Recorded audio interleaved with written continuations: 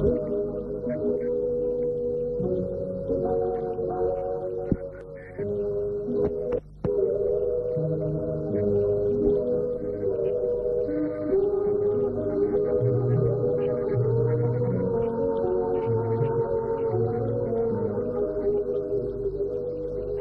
de 7000 mètres. Je suis entre ciel et terre, dans mes planeurs, avec pour seul compagnon le silentement du vent dans mes ailes.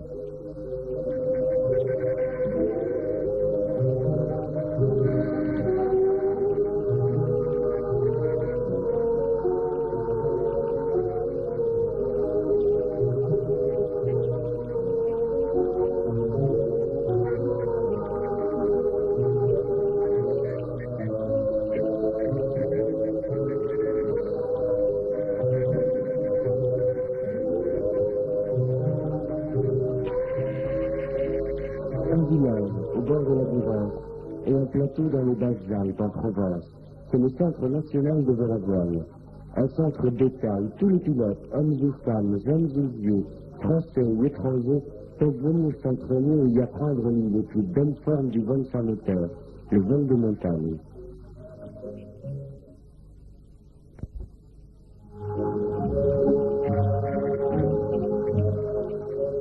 Nous étions une vingtaine, venus de tous les coins de France, et même pour quelques-uns de Belgique et d'Italie. Certains espéraient repartir avec des brevets supplémentaires, qui sont peut-être des records. D'autres étaient là simplement pour leur plaisir, pour leur joie pure du vol. Mais tous nous étions animés d'une même passion. Il y avait même avec nous un chien, devenu notre mascotte, et qui d'ailleurs s'appelait Cyrus.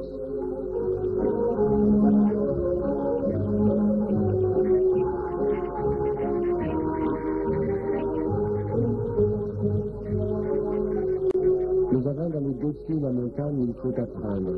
Et chaque matin, la journée commençait par une heure de cours technique, plus particulièrement axée sur le vol à haute altitude, le vol d'onde. Il est difficile d'expliquer brièvement ce qu'est le vol d'onde. Disons qu'il s'agit de profiter des énormes ondulations de l'air, engendrées par le vent qui vient frapper un relief.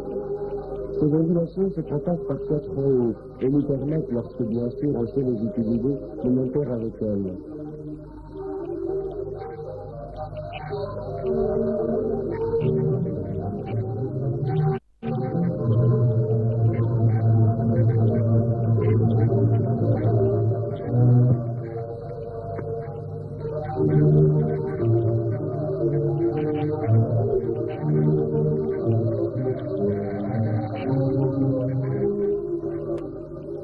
L'utilisation de l'oxygène était également au programme de ces cours.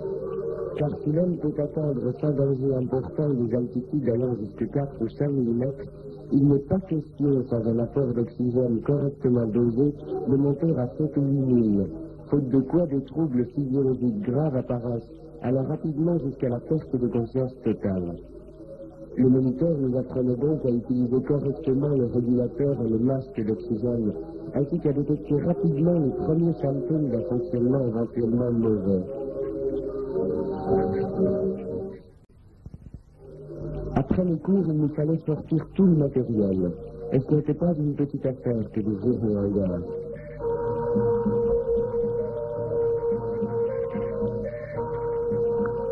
Les portes de l'un d'entre eux étaient même tellement lourdes qu'il nous fallait la jeep pour les pousser.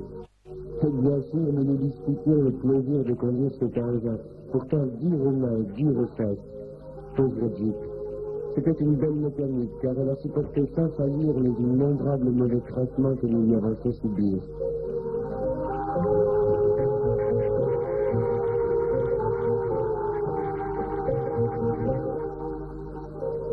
C'était ensuite la sortie des planeurs, manœuvre rendue délicate par la relative fragilité des machines et par leur encombrement.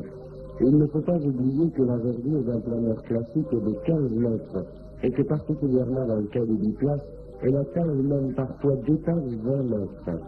Aussi, le soir, lorsqu'il s'agissait de faire entrer une dizaine de ces machines dans chacun des hangars, l'opération prenait-elle vite l'allure d'un pari presque impossible à réaliser. Et d'ailleurs, elle se terminait souvent fort tard, bien après que la nuit fût tombée.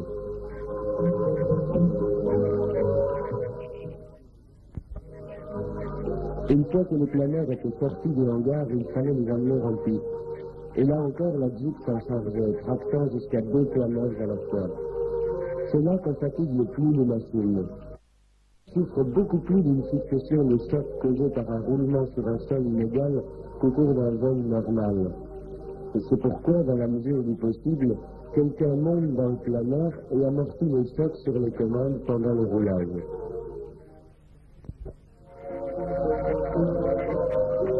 Pendant qu'une partie de l'équipe emmène les planeurs en piste, l'autre prépare le matériel, câbles, batteries, parachutes, barographes, matériel de radio, etc. Les câbles en particulier font l'objet de vérifications journalières, car il serait catastrophique qu'un câble de remorquage casse à basse altitude au-dessus des rochers.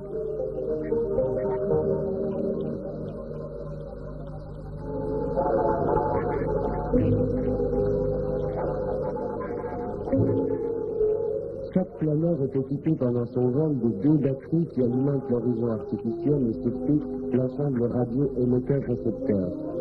Ce sont des batteries au cadmium nickel, créées spécialement pour le centre de Saint-Auban.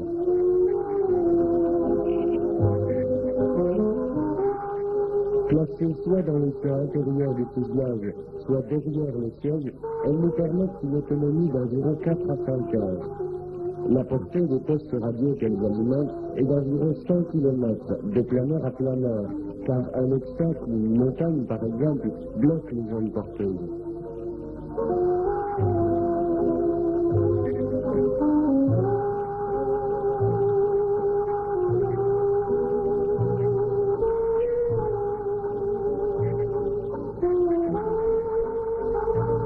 Les avions remorqueurs du centre étaient des Morales.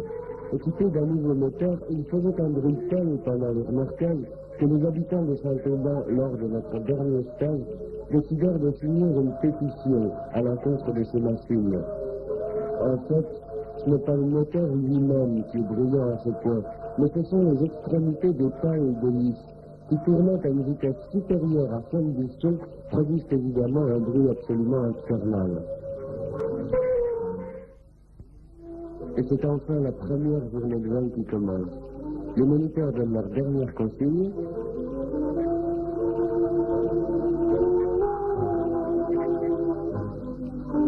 Puis chacun s'installe dans le planeur qui lui a été assigné pour la journée.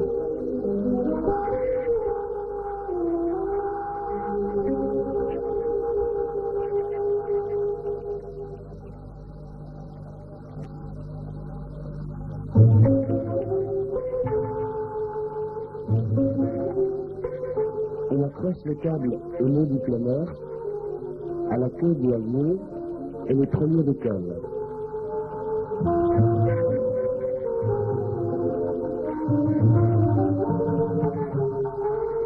Le remorqueur monte le planeur à environ 6 ou 700 mètres, puis soit par radio, soit par un battement d'aile, fait signe au pilote du planeur de se larguer. L'altitude du remorquage est extrêmement variable. On trouve certains jours des courants ascendants à partir de 100 ou 200 mètres, alors qu'il faut parfois dépasser 1000 mètres pour les rencontrer, particulièrement lors des vols d'heure. Après avoir largué le planeur, l'avion revient sur le terrain, largue son câble au cours d'un passage à basse altitude, puis atterrit pour reprendre un autre planeur.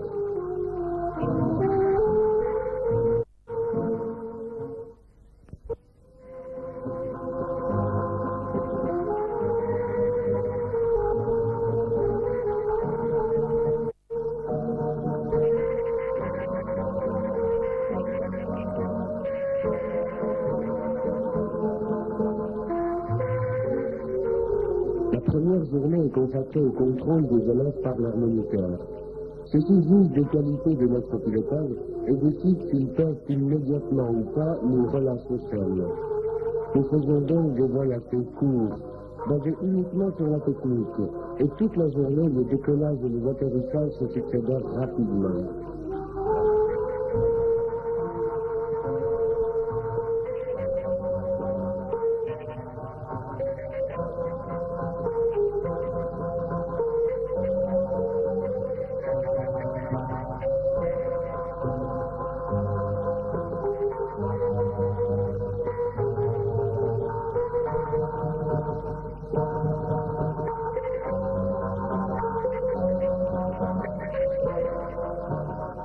C'est enfin mon tour. Un peu ému tout de même, car de ce vol vont dépendre bien des choses que j'aurai ou non la possibilité de faire. Je m'installe dans un Breguet 904 et nous décollons.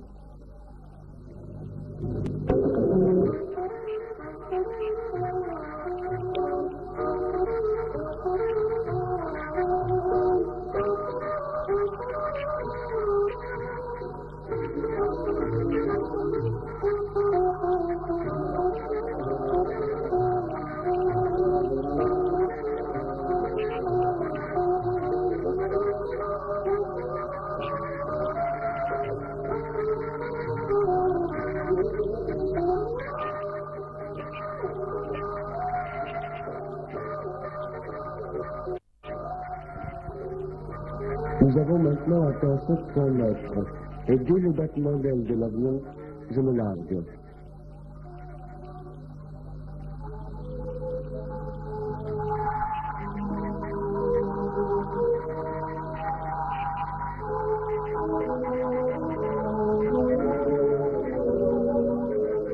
Le ciel est à nous, les nuages nous aspirent, et nous allons monter, jusqu'à frôler du bout de l'aile les barbes laiteuses de Cumulus.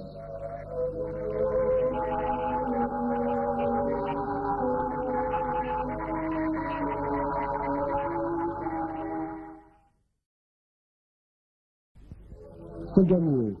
Finalement, le Mistral s'est mis de la partie. La biroute tendue à mort en témoigne. 50 à 60 km/h de vent au sol. Et le sondage avion de la météo nous donne 90 à 100 km/h de vent en altitude. Le matin, lorsque nous nous levons, seuls sont visibles quelques petits nuages. Mais pour nous, ils sont lourds de signification. En effet, malgré la force du vent, il reste fixe par rapport au sol et matérialise le mouvement ondulatoire des basses couches. Mouvement rendu bien sûr par le Mistral qui souffle ce matin.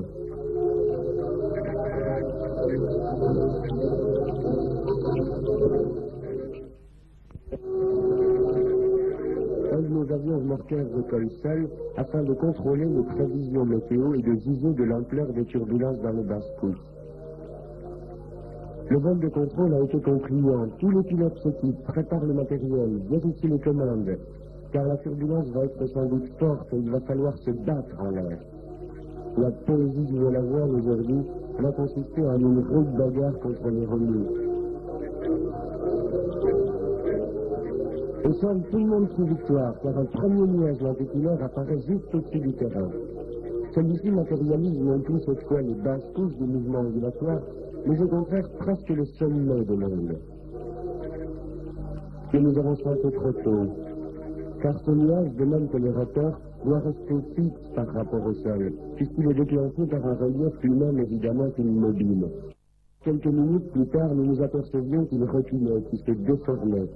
Ces images, comme d'ailleurs celles des nuages qui ont précédé celui-ci, ont été filmées en accéléré. La déformation du nuage dure en réalité environ 10 minutes. Malgré tout, nous gardons espoir, et chacun se prépare à affronter le froid, car il est courant de rencontrer à 6 ou 7 000 mètres des températures inférieures à moins 30 ou même moins 40 degrés. Les minutes suivantes nous donnent en effet raison. Un nouveau nuage de rotor se forme, et au-dessus de lui, un lenticulaire apparaît, d'abord trop ténu, probablement d'une épaisseur de quelques mètres seulement. C'est ce voile blanc visible en haut de l'écran. Ce phénomène d'apparition et de disparition du lenticulaire est assez courant, au moment où le mouvement ondulatoire commence à se former. En effet, à ce stade-là, la longueur d'onde n'est pas encore bien établie, puisqu'elle est fonction surtout de la force du vent. Et c'est cette variation de longueur d'onde qui crée, qui dissout, puis qui recrée les nuages lenticulaires.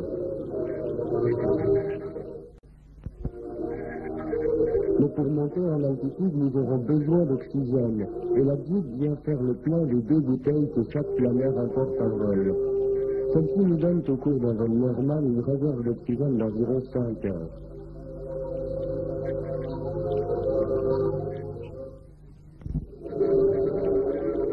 Pendant que le lenticulaire oxygène continue sa formation, quelques stagiaires préparent leur barographe, instrument qui enregistre l'altitude pendant le vol.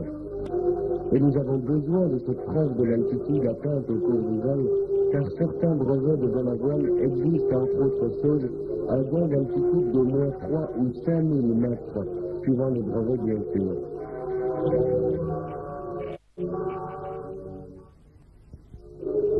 Nous allons sûrement être remorqués et largués sur cette pente toute proche du terrain. Elle joue un rôle important au cours de la plupart des vols effectués à Saint-Auban, car c'est elle qui va nous permettre de gagner les 1000 ou 2000 premiers mètres.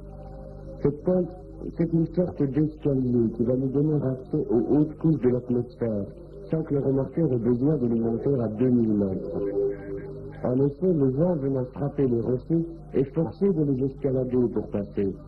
Et de par son inertie, un peu comme une balle que l'on jette en l'air, il continue son mouvement ascendant pendant plusieurs centaines de mètres au-dessus du sommet de la pente. Pour se fléchir ensuite, elle redescend derrière la pente. Il suffit donc de rester dans la partie ascendante de ce mouvement de l'air pour être porté et monter avec lui.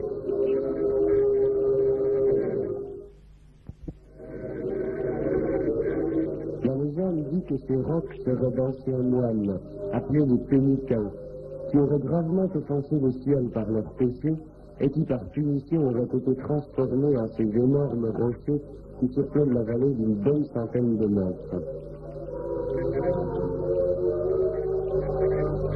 Mais laissons là les légendes, car pendant ce temps le système nuageux a beaucoup évolué. Le mouvement ondulatoire s'amplifie et le nuage le matérialise maintenant même dans les basses couches de l'atmosphère. L'accéléré va nous permettre de remarquer plusieurs choses. Tout d'abord, les nuages évoluent, se déforment à l'arrière, se reforment par l'avant. Ils ont une vie propre, mais, et c'est capital, ils restent fixes par rapport au sol, malgré environ 80 km/h de vent. De même d'ailleurs que la bande de ciel bleu qui sépare deux alignements du nuage. Elle aussi reste fixe, car elle matérialise le point bas, le creux de l'ondulation. Ce phénomène ondulatoire se produit un peu partout derrière le relief, et c'est la raison pour laquelle la ville de Colmar, malgré le climat humide des Vosges, est une des villes les plus ensoleillées de France, car elle se trouve presque toujours sous ce trou de ciel bleu créé par le mouvement ondulatoire que déclenche le massif vosgien. C'est ce que l'on appelle l'effet de Saône.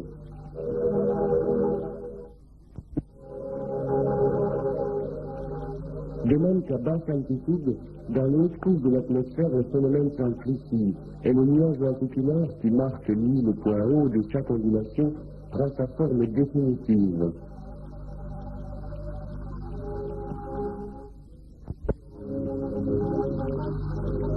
Celle-ci ressemble souvent à un gigantesque empilement d'assiettes. Et bien des gens, en toute bonne foi d'ailleurs, ont photographié ces nuages, croyant voir là une série de soucoupes volantes.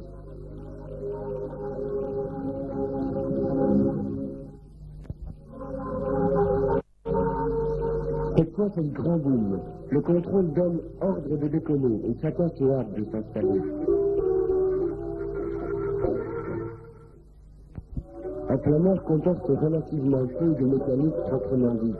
Et pourtant, il y a beaucoup de choses à vérifier. Le confort du pilote, car le vol peut durer 2 heures, et on ne fait rien de bon lorsqu'il prend de guette. Sa sécurité, les bretelles serrées, précaution indispensable dans la forte turbulence du vol sous-ondulatoire, le bon fonctionnement du bloc émetteur récepteur, du masque oxygène, un effet de commande, manche, palonnier, aérofrein, frein de roue, volet de courbure, variabilité éventuellement. La certitude d'avoir ouvert les bouteilles d'oxygène et mis en route le barographe. Et enfin, bien sûr, un dernier contrôle des instruments, car de leur bon fonctionnement va dépendre en partie la réussite du vol. Voilà, c'est parti. Les premiers demandent par radio au starter de la piste l'autorisation de décoller, et ce sont les premiers départs. Les représentants du sexe dit faible n'étaient pas les derniers dans cette étape.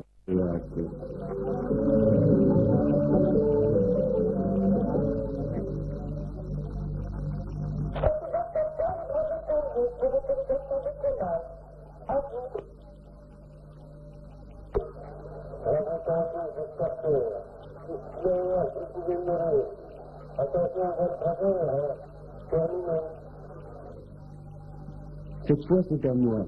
Je serre bien fort les bretelles car les camarades déjà en l'air nous confirment par radio l'existence d'une très forte turbulence, en dessous de 1500 mètres.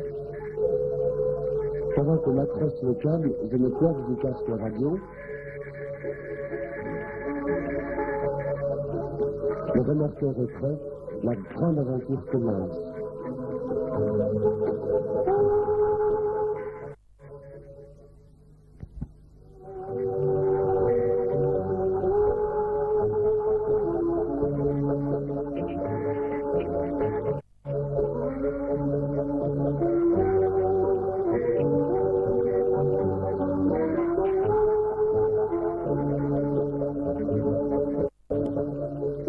Comme prévu, tout au moins lors des vols en onde, le remorqueur m'emmène sur la pente des pénitents et me fait signe de me larguer. Tout de suite après, je préviens le sol par radio.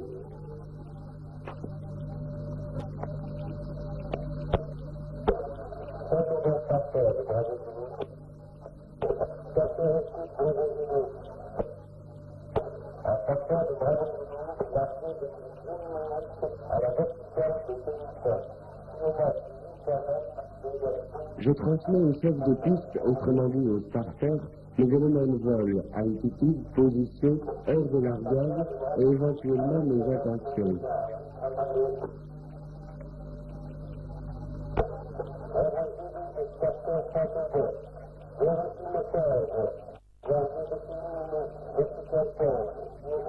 Celui-ci collationne tous ces renseignements puis les transcrit sur la feuille journalière de vol. Le starter joue de plus un rôle particulièrement important lors des atterrissages en fin de journée, car bien souvent 10 à 20 planeurs doivent se poser en moins de 10 minutes et c'est à lui qu'incombe la direction des opérations, toujours par l'intermédiaire de la radio.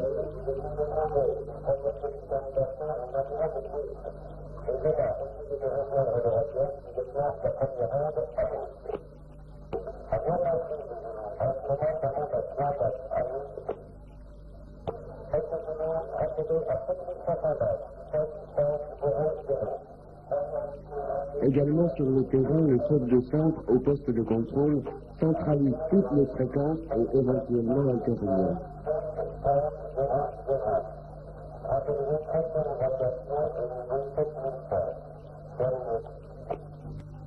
Me voici déjà à 1800 mètres. La pente ne porte pas plus haut et pendant que différents décollent d'autres planeurs, je décide de m'avancer vers la montagne pour essayer de trouver la petite ondulation dont a parlé le chef de centre tout à l'heure. Mais pour passer de la théorie à la pratique, il faut agir très prudemment car dès que je quitte la pente et son effet ascendant, je suis à 2 mètres secondes. Heureusement, l'altitude gagnée sur la pente me permet d'arriver à cette ondulation avec suffisamment de marge d'altitude. Le plus difficile est fait. J'ai pénétré dans l'Inde, dans le deuxième ressaut. Toute turbulence, tout remous a maintenant disparu, c'est le grand calme du vol laminaire. Et de nouveau je plafonne, cette fois à 5000 mètres. Et là encore, quitte à reperdre de l'altitude, il faut que je me rapproche de la montagne du mur. Car c'est elle qui déclenche la première ondulation, celle qui, je l'espère, va me permettre de dépasser 7000 mètres.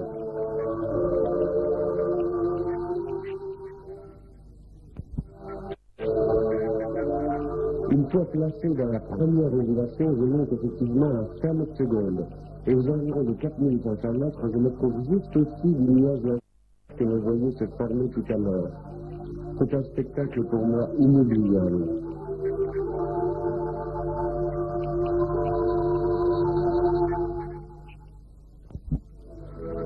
Voilà, j'ai réussi.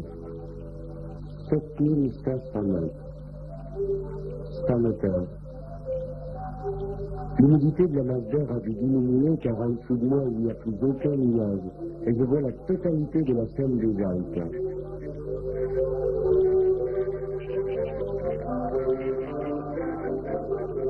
Mais il me faut redescendre car dans une demi-heure il fera nuit au sol. J'ouvre les aérofreins pour ne pas prendre trop de vitesse et je pique vers le sol.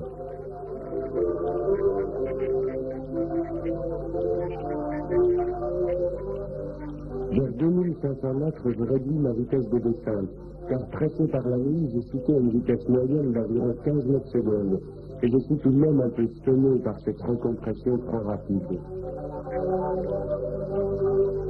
J'ai eu très froid là-haut. Le thermomètre extérieur indiquait moins 40, et je ne sens absolument plus mes pieds, pourtant bien protégés par 4 ou 5 épaisseurs de laine et de peau de mouton. Et à 200 mètres au sol, je commence mon circuit d'atterrissage.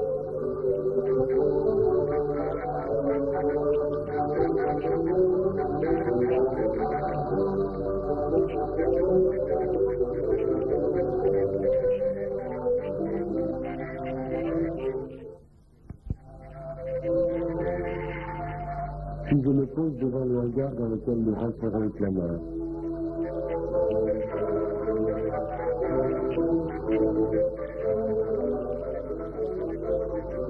L'onde continue, mais la nuit tombe et efface les dernières lueurs du soleil au travers du trou de feuilles.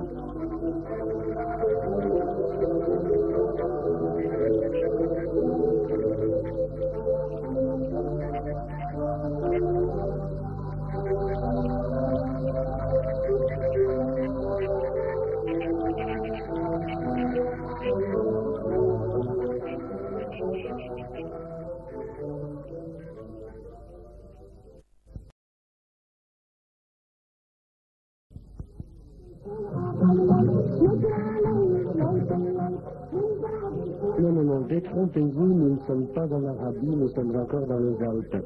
Mais devant le moufouille que nous avons préparé un soir. C'est bien sûr une recette arabe. On fait cuire un mouton entier bourré d'épices sur un feu de braise, et ceci pendant environ 3 heures. Croyez-moi, bien arrosé et dégusté par une bonne de copains, c'est délicieux, à défaut d'être très élégant. Souris était d'ailleurs passionné par la question.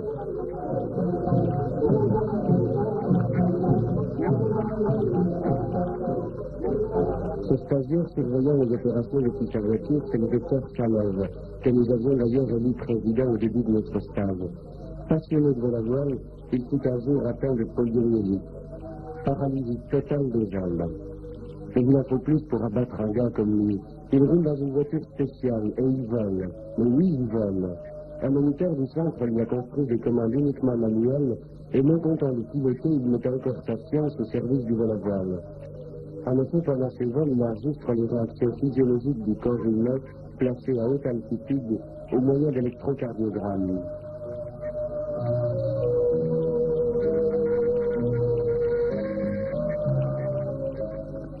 Un des moniteurs volait avec lui après avoir placé des électrodes sur ses bras et sur ses jambes, et ce sont les réactions de ce passager volontaire qui étaient enregistrées.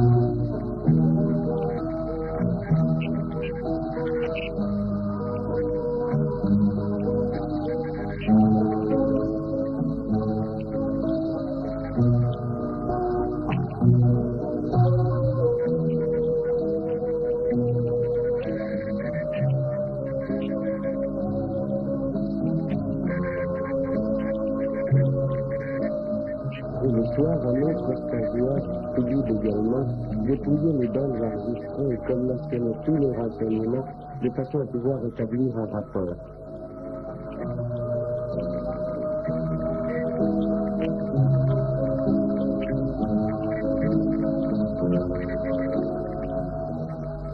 Mais revenons à nos vols. Aujourd'hui, la météo nous prévoit une journée très différente.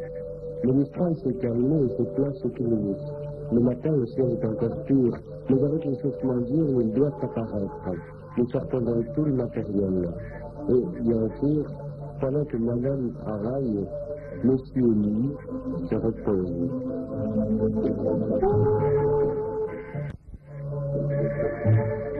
Dès la fin de la mise en piste, le premier qui minute, c'est son apparition sur le relief.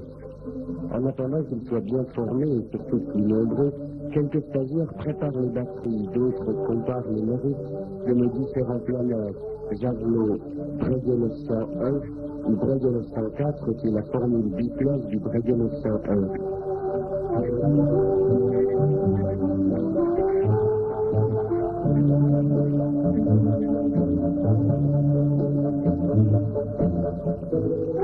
D'autres bavardent et racontent leur vol de la veille.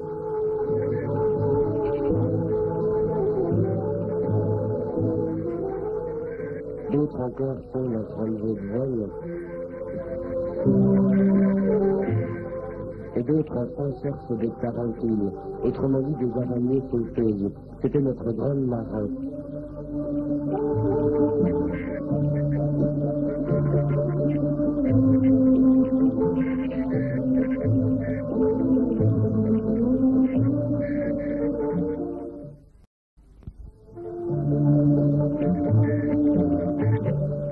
Cette fois, le vent a tourné. La fumée de l'usine pétillait en ses froids. La brise de mer remonte vers le relief, aspirée par lui, et du coup, les cumulus se multiplient, attestant la présence de courants ascendants qui vont permettre le vol.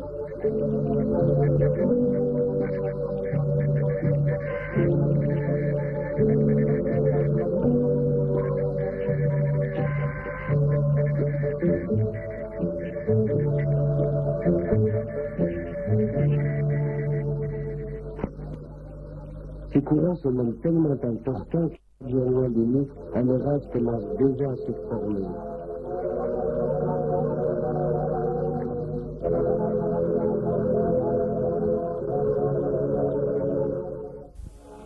Il va falloir faire très attention et veiller en l'air à ne pas se faire coincer à 50 ou 100 km du terrain par l'un de ces nuages, parfois méchants en montagne. Néanmoins, chacun se prépare et bientôt je décolle en biplace, accompagné cette fois par mon moniteur. L'avion nous emmène au-dessus de la crête de la Vaumoise et c'est là qu'il nous largue.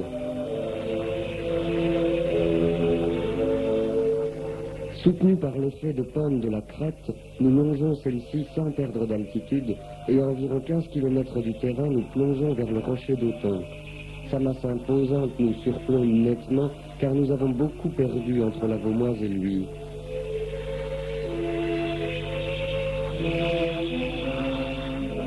Heureusement, l'action combinée du soleil et du vent frappant sur le rocher nous permettent de remonter au niveau de la crête.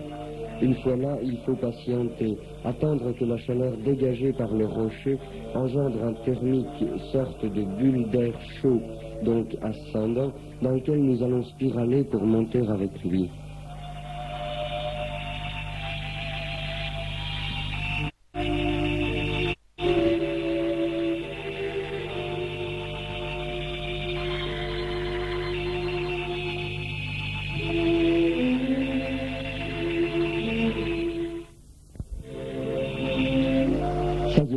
Senti un thermique, impression confirmée d'ailleurs par le variomètre, et un spiralement centré au milieu, là où l'air monte le plus vite.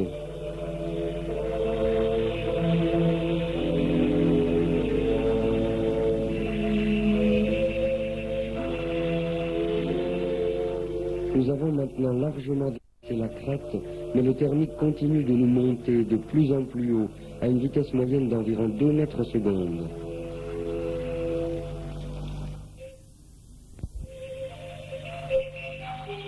Nous sommes maintenant parvenus au sommet du thermique, 3400 mètres. Le rocher paraît tout petit en dessous, et grâce à cette altitude acquise de rocher en rocher, en s'enfilant dans les vallées, regrattant quelques centaines de mètres sur chaque montagne, continuons notre circuit. Nous comptons faire demi-tour sur le pic de Bure, distant du terrain d'environ 70 km.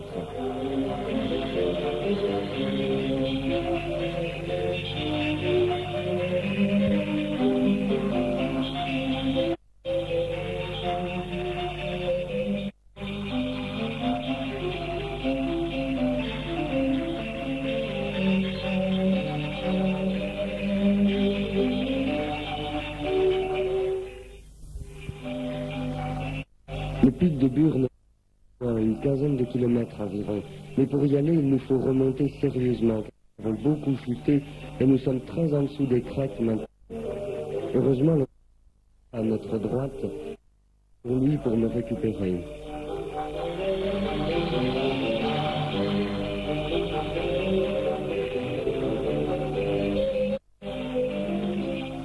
Juste en bout d'elle, couronné de neige, le pic de Bure.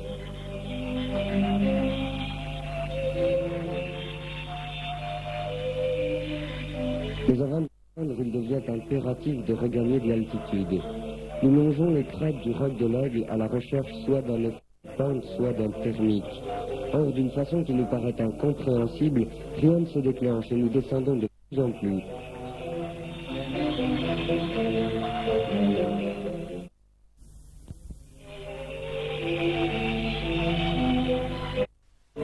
Et puis soudain, mon moniteur m'enlève tout espoir.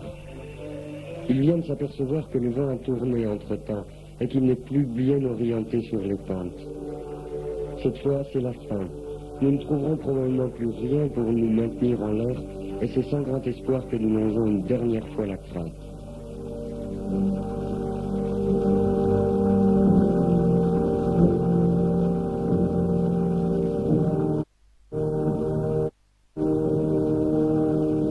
C'est fichu, nous raclons presque les sapins du bas de la pente.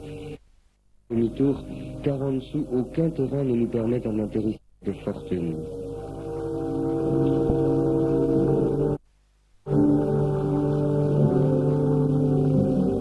Heureusement, nous sommes à portée de l'ancien terrain d'Aspre et nous dirigeons vers lui pour nous poser.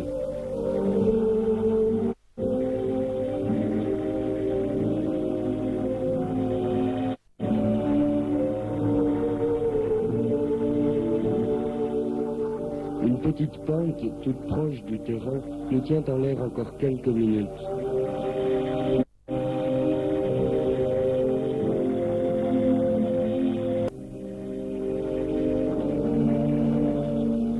Mais là encore, c'est un faux espoir. La pente porte mal et il faut se poser.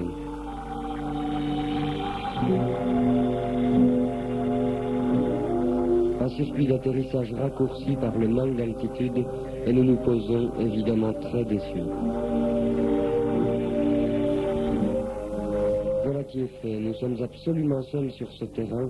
C'était celui de la ville d'Aspre, mais il est abandonné maintenant.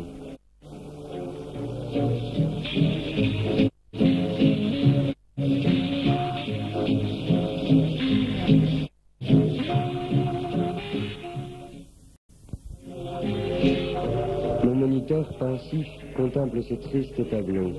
N'ayant aucun village à proximité et donc pas de liaison téléphonique possible, nous décidons d'appeler par radio le starter de Saint-Auban, afin de le prévenir de notre atterrissage en campagne. Mais celui-ci ne répond pas, il ne peut pas nous recevoir. Les ondes sont probablement coupées par les montagnes. Alors nous appelons n'importe quel planeur de Saint-Auban en vol, et là, tout de suite, l'un d'entre eux nous reçoit et se charge de faire le relais entre le starter et nous. Nous lui signalons donc notre position exacte, et étant donné notre atterrissage sur un terrain d'aviation, et non pas dans un champ, le starter nous promet de nous envoyer dès que possible un avion pour nous remorquer et nous ramener vers le terrain de Saint-Auban. Et en effet, 1 heure plus tard environ, un de nos avions arrive au-dessus de nous et se pose juste à côté du planeur.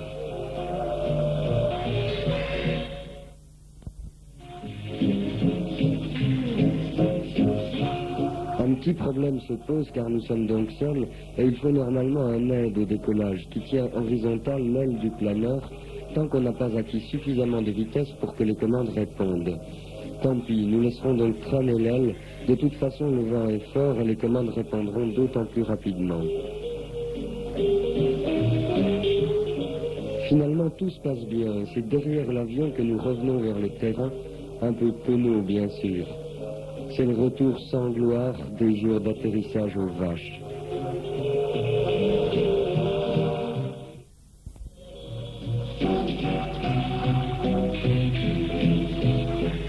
Et si nous avons eu, nous, la veine de trouver un vrai terrain pour nous poser, un des autres planeurs comme nous en circuit sur la campagne s'est posé, lui, dans un champ au fond d'une petite vallée.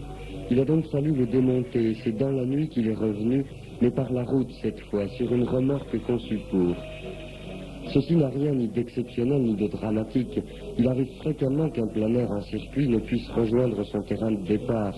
Et dans ce cas, c'est souvent l'atterrissage dans un champ. Quelquefois, lorsque la journée paraît devoir être fumante, 10 planeurs, ou même plus, partent très loin sur la campagne. Et si par malheur le temps s'avère moins bon que prévu, on retrouve parfois le soir les 2/3 d'entre eux éparpillés dans les champs. C'est pourquoi le lendemain matin, une partie de l'équipe des stagiaires est de service afin de remonter le planeur.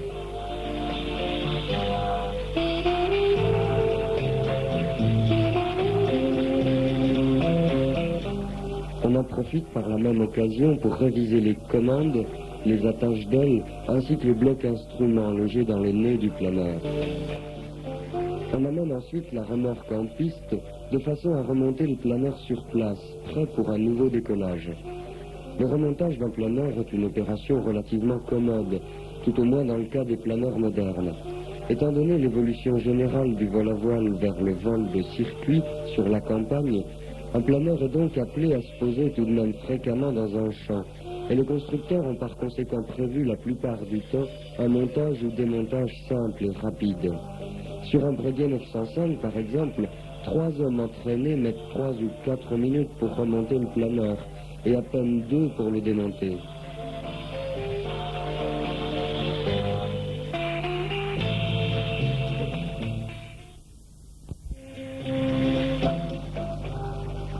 On positionne bien le fuselage, puis on approche les ailes et on les accroche simplement pour ensuite les raidir au moyen d'un axe central placé au milieu du fuselage.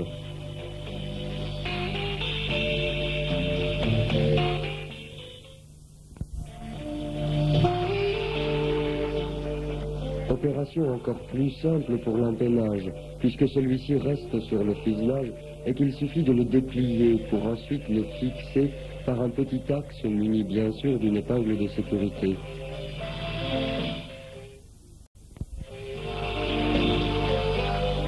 Une dernière vérification des commandes et du bloc instrument et le planeur est prêt pour un nouveau départ. Celui-ci ne saurait d'ailleurs beaucoup tarder, car comme hier, la journée s'annonce bonne, les cumulus commencent à meubler le ciel, et aujourd'hui nous ne risquons plus, comme hier, de voir tourner le vent brutalement à cause d'un orage. Chacun prépare plus ou moins fiévreusement ses cartes ou son équipement radio, et nous décollons une nouvelle fois.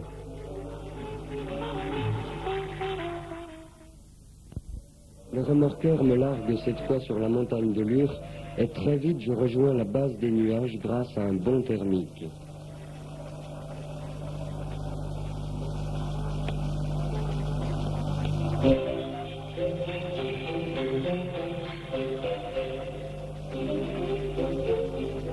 Je me trouve là en arrière du terrain. Je dois donc le traverser pour partir vers le but de mon circuit, qui est aujourd'hui un triangle, montagne du Cheval Blanc, barrage de Serponçon et retour. Au passage, je spirale dans une ascendance au-dessus du terrain, en compagnie des autres planeurs, qui, comme moi, gagnent de l'altitude pour ensuite partir sur la campagne.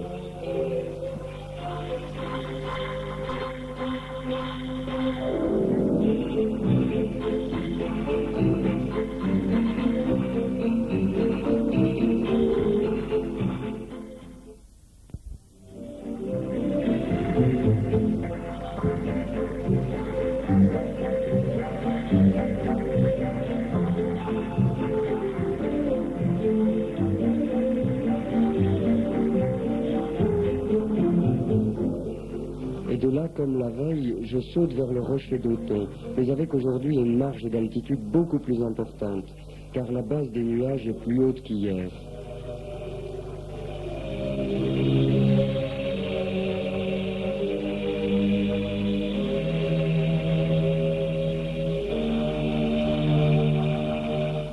Et ainsi j'avance de rocher en rocher tout au long des crêtes par bond de 5 ou 10 kilomètres.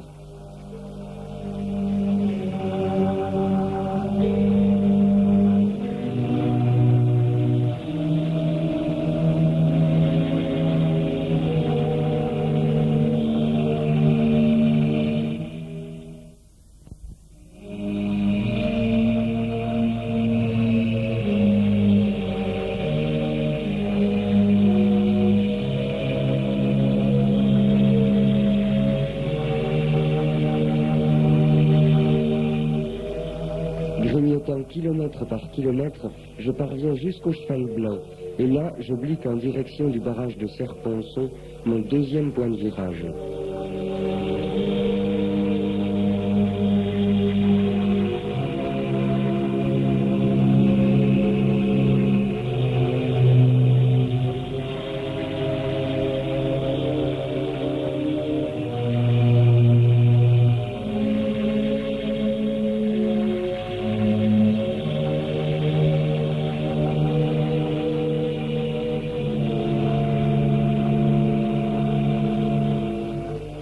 Le temps est vraiment très bon, les ascendances franches et nerveuses, et chaque crête bien exposée au vent et au soleil me porte et me permet de regagner de l'altitude.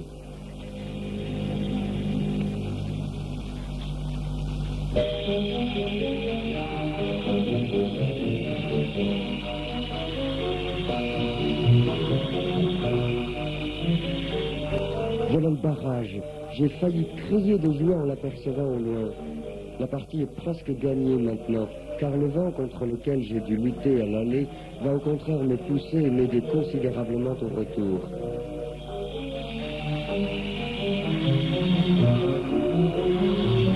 Encore quelques spirales, quelques vallées à traverser, quelques montagnes pour s'y appuyer un peu, et je vais retrouver le terrain de Saint-Auban.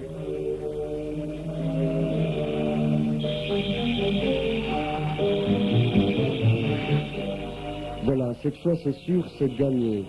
En arrivant à proximité du terrain, je retrouve tous mes camarades en vol, qui comme moi ont bouclé leur circuit et profitent des faibles ascendances du soir pour gratter une dernière heure de vol.